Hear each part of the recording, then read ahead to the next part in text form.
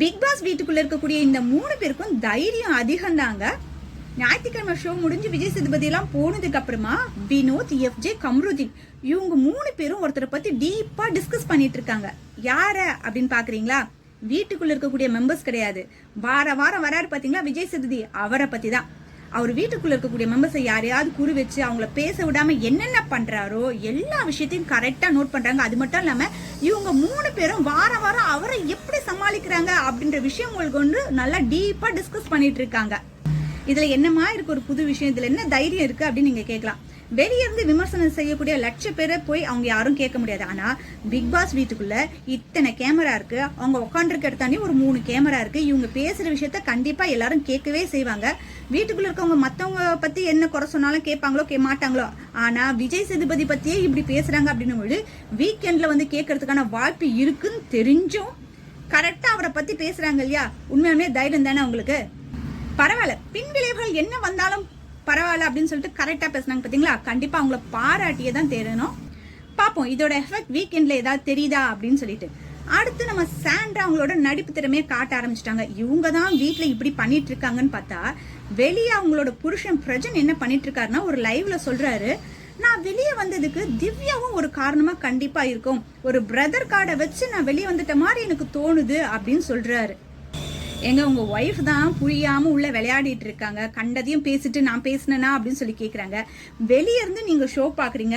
அந்த பொண்ணு திவ்யா என்னடானா டெய்லி வந்து அண்ணா நான் இதை பண்ணல அதை பண்ணலன்னு உங்களுக்கு தனியா ஒரு மெசேஜ் வேற போடுது. அப்படி இருந்தோம் அந்த பொண்ணு மேல குறை சொல்றீங்க. அது மட்டும் இல்லாம ஃபேமிலி டாஸ்க் அப்ப நான் உள்ள வந்து திவ்யாவை பாருங்களேன் என்ன பண்றேன் அப்படின்னு சொல்லிட்டு சொல்றாரு. இவங்க 2 பேரும் என்னங்க பண்றது? 2 பேரும் சரியான ஜாடிக்கேத்த முடியாதான் இருக்கிறாங்க, பிரச்சனும் சாண்ட்ராவும். திவ்யாவும் லேஸ்பட்ட ஆள் கிடையாது. சாண்ட்ரா இவங்கள பத்தி என்னென்னலாம் பேசுறாங்கன்ற விஷயம் திவ்யாவுக்கு தெரிஞ்சது அப்படின்னா கண்டிப்பா அந்த இடத்துல அவங்க பேசுற விதமே வேற மாதிரியா தான் இருக்கும். சாண்ட்ரா திவ்யா மேல பழி போடும் பொழுது ஒரு மாதிரியாவும், அதுக்கப்புறம் எல்லார்கிட்டையும் அதை சொல்லும் பொழுது வேற மாதிரியாவும் சொல்றாங்க. இது எல்லாமே கேமரா மூலமா பதிவாகிட்டு இருக்கு. நம்ம மாத்தி மாத்தி சொல்றோமே, பின்னாடி நம்மள கேட்க மாட்டாங்களா அப்படின்ற எண்ணம் அவங்களுக்கு இல்லை. ஏன் அப்படின்னா விஜய் சேதுபதி அவர் புருஷனோட ஃப்ரெண்டு, அதனால நம்ம முக்கியமா எதையும் கேட்க மாட்டாரு அப்படின்ற தைரியத்துல பண்ணிட்டு இருக்காங்க போல இருக்கு. பாப்போம் இந்த பூனைக்கு யார் மணி கட்டுறா அப்படின்னுட்டு. இந்த வாரத்தோட முதல் டாஸ்க் என்ன அப்படின்னு பாத்தீங்கன்னா வீட்டு தலையை செலக்ட் பண்ணக்கூடிய அந்த டாஸ்க் தான். எப்பவுமே இந்த டாஸ்க்ல யார் யாரெல்லாம் கலந்துக்க போறாங்க அப்படின்றது நம்ம எல்லாருக்குமே முன்னையே தெரிஞ்சிடும். எப்பவுமே மின்வாரம் நடக்கக்கூடிய அந்த டாஸ்க்ல யார் ரொம்ப நல்லா பெஸ்டா பர்ஃபார்ம் பண்ணிருக்காங்களோ அவங்கள தான் அடுத்த வாரம் தலை டாஸ்க்ல கலந்துக்க சொல்லுவாங்க. ஆனா போன வாரம் நடந்த டாஸ்க்ல பெஸ்ட் பர்ஃபார்மன்ஸ் அப்படின்ற ஒரு விஷயத்தையே கொண்டு வரல பிக் பாஸ். அதனால யார் கலந்துக்க போறாங்கன்னு தெரியாம இருந்தது. ஆனா கேப்டனா இருந்த அமித் கண்டிப்பா தலை டாஸ்க்ல கலந்து பாருன்றது விஷயம் மட்டும் தான் தெரியும். இப்ப பிக் பாஸ் என்ன சொன்னார் அப்படின்னா, நீதிமன்ற டாஸ்க்ல யார் யாரெல்லாம் வழக்கு போட்டாங்களோ அதுல ஜெயிச்சவங்க எல்லாம் தலை டாஸ்க்ல கலந்துக்கலாம் அப்படின்னு அமித்தோட சேர்த்து மொத்தமா 6 பேர் வந்து இந்த தலை டாஸ்க்ல கலந்துக்கிட்டாங்க.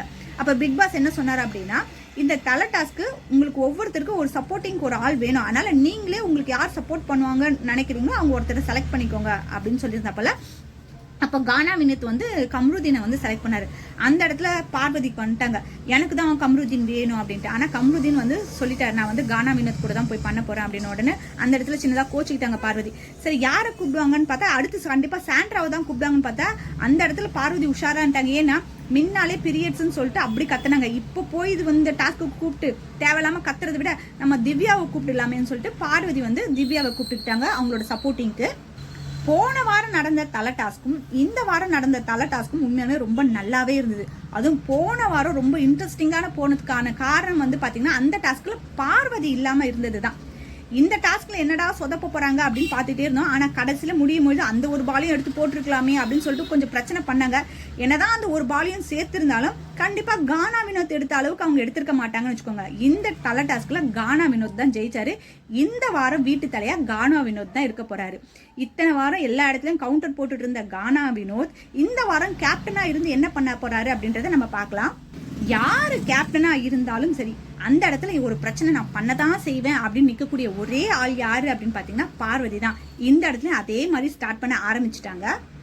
கண்டிப்பா இந்த வாரம் நாமினேஷன் டாஸ்க்ல வீட்டுல இருக்கக்கூடிய எல்லா மெம்பர்ஸும் பார்வதி கமருதீனை தவிர வேற யாருமே நாமினேட் பண்ண மாட்டாங்க அப்படின்னு நம்ம நினைச்சிட்டு இருந்தோம். ஏன்னா போன வாரம் இவங்க மைக்க மறைச்சு பேசினதுனால பால் முட்டை டீ காஃபிலாம் கிடைக்காம போச்சு. சரி, அது கிடைக்காம போனா கூட அதை பத்தி கொஞ்சம் ஃபீல் பண்ணுவாங்கன்னு பார்த்தா அதை கூட ஃபீல் பண்ணாம அவங்க திரும்பவும் அவங்க எப்பவும் போலதான் இருந்தாங்க. அதனால கண்டிப்பா இந்த வாரம் இவங்களை நாமினேட் பண்ணியே ஆகணும் அப்படின்னு நினைப்பாங்கன்னு நினைச்சோம். ஆனா அது மாதிரி நடக்காம அந்த ஓட்டெல்லாம் தனியா பிரிஞ்சு போறதுக்கு 2 பேர் காரணம். யார் அப்படின்னா, வீக்கெண்ட் ஷோல அரோரா கிட்ட சண்டை போட்ட எஃப்ஜே, அதே மாதிரி ஷோ முடிஞ்சதுக்கு அப்புறமா சாண்ட்ரா ஒரு நடிப்பு இது போட்டாங்க பாத்தீங்களா, இது எல்லாமே பார்வதி கமருதீன் மேல இருந்த பார்வையை திரும்ப ஆரம்பிச்சிருச்சு. அதனால சாண்ட்ராக்கு மொத்தம் 6 பேர் நாமினேட் பண்ணியிருந்தாங்க, எஃப்ஜேவை மொத்தம் 5 பேர் நாமினேட் பண்ணியிருந்தாங்க, பார்வதியை 2 பேர் தான் நாமினேட் பண்ணியிருந்தாங்க. மொத்தம் இந்த வாரம் நாமினேஷன்ல வந்து பாத்தீங்கன்னா வீட்டுல இருக்கிறது மொத்தம் 13 பேர். ஆனா 11 பேர் நாமினேஷன்ல இருக்காங்க. அந்த 2 பேர் தப்பிச்சது யாரு அப்படின்னு பாத்தீங்கன்னா, கானா வினோத் தலை அப்படின்றனால அவரை யாருமே நாமினேட் பண்ண முடியல. விக்ரம இந்த முறை யாருமே நாமினேட் பண்ணல. அதனால இவங்க 2 பேரை தவிர்த்து மீதி எல்லாருமே நாமினேஷன்ல இருக்காங்க. இதுல பார்வதிக்கு என்ன ஒரு வருத்தம் அப்படின்னா, அவங்களுக்கு 2 ஓட்டு எப்படிதான் போட்டீங்க அப்படின்னு வருத்தப்படுறாங்க. நம்ம எல்லாரோட ஓட்டும் அவங்களுக்கு தான் வரும்னு நினைச்சா அந்த 2 ஓட்டுக்கே அவங்க வருத்தப்படுறாங்க. இன்னொரு வருத்தம் என்ன அப்படின்னா, ஏண்டா யாரும் விக்ரம நாமினேட் பண்ணல, அவன் தப்பிச்சிட்டானே அப்படின்னு சொல்லிட்டு வருத்தப்படுறாங்க. இன்னொரு முக்கியமான விஷயம் கவனிக்கணும். என்ன அப்படின்னா, போன வாரம் நாமினேஷன் டாஸ்க்ல இந்த பேர் எழுதி அந்த கசைக்கு வெளியே போடுறாங்க பாத்தீங்களா, அந்த நாமினேஷன் வரும்பொழுது பார்வதி பேரை ஒருத்தர் மட்டும் எழுதி போட்டிருந்தாங்க. ஆனா போன வாரம் நாமினேஷன்ல பார்வதி வரல, ஒருத்தர் ஒரே ஒரு ஓட்டு தான் வந்திருக்கு அப்படின்றதுனால நாமினேஷன்ல பார்வதி வரல. ஆனா இந்த வாரம் ஒரு 3-4 பேர்கிட்ட ஒரு ஓட்டு வந்திருக்கு. ஆதிரி, அப்புறம் வந்து அரோரா, கனி, திவ்யா, இவங்க எல்லாம் ஒரு ஓட்டுல தான் வந்திருக்காங்க. ஆனா இந்த ஒரு ஓட்டு வந்தவங்க எல்லாருமே இந்த வாட்டி நாமினேஷன்ல இருக்காங்க.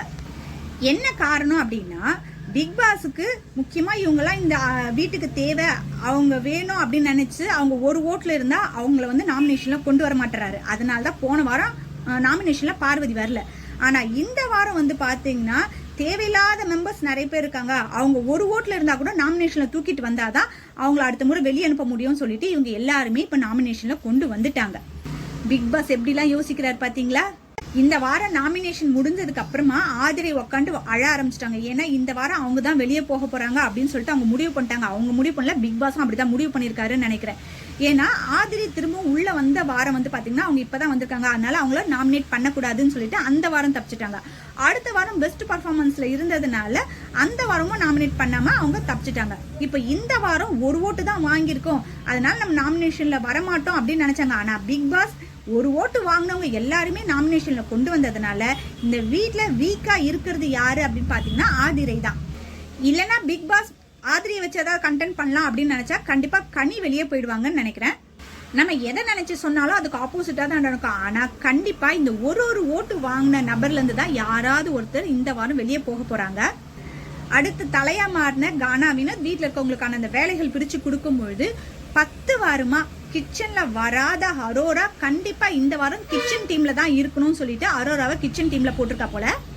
சாண்ட்ரா இது வரைக்கும் திவ்யாவை பத்தி ரம்யா, பார்வதி கிட்ட எல்லாம் சொல்லிட்டு இருந்தாங்க. ஆனா இப்போ அமித், விக்ரம் ஒவ்வொருத்தரையும் தனித்தனியா கூப்பிட்டு வச்சு திவ்யா என்ன பண்ணா தெரியுமா, பிரஜன் வெளியே போன உடனே அந்த ட்ரெஸ் எடு, நானே எவ்வளவு வருத்தத்துல இருக்கேன், அதெல்லாம் கூட புரிஞ்சுக்காம முதல்ல இந்த ட்ரெஸ் எடுத்து வைக்கிறியா இல்ல நான் இந்த இடத்துல இப்படி வைக்கட்டுமா அப்படின்னு சொல்லி கேக்குறா அப்படின்னு சொல்லிட்டு பழி எல்லாமே திவ்யா மேல போடுற மாதிரியே எல்லார்கிட்டயுமே பேசிட்டு இருக்காங்க. ஆனா அப்ப திவ்யா என்ன பேசினாங்க அப்படின்றதெல்லாம் நம்ம ஆல்ரெடி. சாண்ட்ராவை பொறுத்த வரைக்கும் பிக் பாஸ் வீட்டுல அவங்களா வேலை செய்யணும் அப்படின்னு நினைச்சா மட்டும்தான் வேலை செய்வாங்க, மற்றபடி தலை சொன்னா கூட அதை கேட்க மாட்டாங்க. அதே மாதிரிதான் கானா வினோத் ஒரு இடத்துல கொஞ்சம் குப்பையா இருக்கு, அந்த இடத்த கொஞ்சம் கிளீன் பண்ணிடுங்க அப்படின்னு வந்து சொல்றாரு. இப்பெல்லாம் என்னால பண்ண முடியாது, அப்புறமா பண்றேன் அப்படின்றாங்க. ஏற்கனவே கனி சொல்லியிருந்தாங்க எல்லாரும் காஃபி குடிக்கக்கூடிய கப்பை வந்து வாஷ் பண்ணி வைக்க சொல்லுங்க அப்படின்ட்டு. சாண்ட்ரா குடிச்ச கப்பை அப்படியே வச்சுட்டு போகவே கனி திரும்பவும் தலைக்கிட்ட போய் கம்ப்ளைண்ட் பண்றாங்க. தலை கேட்கிறாரு, ஏங்க சாண்ட்ரா உங்களோட கப்பு நீங்க வாஷ் பண்ணி வச்சுட்டு போலியா அப்படின்னு சொல்லி கேட்கும்போது சாண்ட்ரா சொல்றாங்க, நான் வாஷ் பண்ணலாம் தான் வந்தேன், அந்த இடத்துல கனி வந்து வாஷ் பண்ணிட்டு இருக்காங்க சாமான்லாம், சரி அப்புறமா வாஷ் பண்ணலாம்னு சொல்லிட்டு வச்சுட்டு போயிட்டேன் அப்படின்றாங்க. உடனே கனி சொல்றாங்க, நீங்க வந்து நின்னதை நான் கவனிக்கல, இங்க ஒரு நிமிஷம் நான் கப்பை நான் வாஷ் பண்ணிட்டு போறேன் அப்படின்னு சொல்லிட்டு நான் கொஞ்சம் தள்ளி போயிருப்பேன் இல்லையா, ஏன் சொல்லல அப்படின்னு உடனே அந்த இடத்துல ஒரு வாக்குவாதத்தை பார்த்துட்டு கனி சொல்றாங்க, சி இந்த சின்ன வேலை கூடவா இப்படி பேசுவாங்க அப்படின்னு சொல்றாங்க பாத்தீங்களா. அந்த சி அப்படின்னு சொன்ன வார்த்தை ரொம்ப தப்பான வார்த்தையும், அதுக்குன்னு ஓன்னு போய் உக்காண்டு அழுது என்ன சொல்றாங்க அப்படின்னா, இந்த பிக் பாஸ் வீட்டுல என்னதான் சொல்லி கெடுக்க நினைக்கிறாங்க, இது மாதிரிலாம் சீப்பான வார்த்தைகளா எடுத்து பேசிட்டு இருக்காங்க அப்படின்னு சொல்லிட்டு யார் சொல்றது, சாண்ட்ரா சொல்றாங்க. அவங்க ஏற்கனவே சொன்ன வார்த்தைகள் எவ்வளவோ. இப்போ ரீசெண்டா கூட வந்து பாத்தீங்கன்னா கானாவினை பார்த்து அறிவில்லையா, அதுக்கப்புறம் வந்து என் தலையில வந்து ஏறிக்கோ, எவனுக்கு பால் ஊத்த போறானோ அப்படின்னு சொல்லிட்டு இவங்க பேசின வார்த்தைகள்லாம் நல்ல வார்த்தை. கனிச்சி அப்படின்னு சொன்ன வார்த்தையை வந்து பெருசா எடுத்து பேசிட்டு இருக்காங்க. சாண்ட்ரா என்னதான் திவ்யா மேல இவ்வளோ பழி போட்டாலும் கானா வினோத் கரெக்டா கண்டுபிடிச்சிட்டாரு சாண்ட்ரா மேலதான் தப்பு இருக்கு அப்படின்ட்டு. ஏன்னா விக்ரம் கிட்ட போய் சொல்றாரு, சாண்ட்ரா திவ்யா மேல சொல்லக்கூடிய தப்பெல்லாம் கரெக்டா இருந்ததுன்னா எல்லாரையும் உட்கார வச்சு பேசும்பொழுது அவங்க சொல்லுவாங்க. ஆனா எல்லாரையும் உட்கார வச்சு பேசும்பொழுது திவ்யா முன்னாடி சொல்லலை. ஏன்னா அப்ப திவ்யா சொல்லுவாங்களே, நான் இது மாதிரிலாம் உங்ககிட்ட எதுவுமே பேசல அப்படின்னு சொல்லிட்டு, அதனாலதான் ஒவ்வொருத்தரையும் தனித்தனியா கூப்பிட்டு திவ்யா மேல தேவையில்லாம பழி போட்டுட்டு இருக்காங்க அப்படின்னு சொல்லிட்டு கரெக்டா கானா வினோத் கண்டுபிடிச்சிட்டாரு. இது ஒரு பிக் பாஸ் ஷோ, எல்லா இடங்கள்லயும் கேமரா இருக்கு.